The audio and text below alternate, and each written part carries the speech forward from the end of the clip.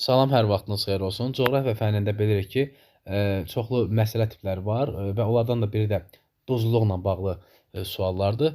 Bu sual da onlardan biridir. Gəlin sualın şərtinə keçək.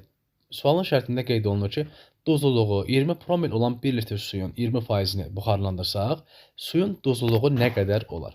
Ümumiyyətlə bilirik ki, su buxarlanırsa, onun miqdarı azalır.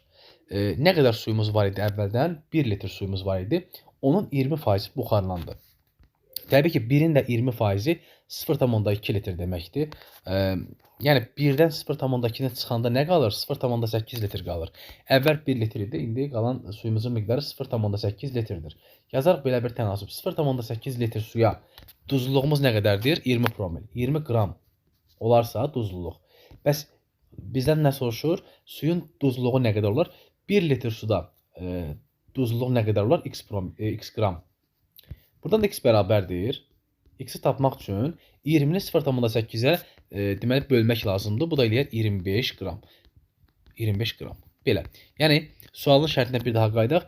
Əgər duzluluğu 20 promil olan 1 litr suyunu 20%-ni buxarlandırsaq, onda suyun duzluluğu neçə olacaq? 25 promil, yəni 25 qram.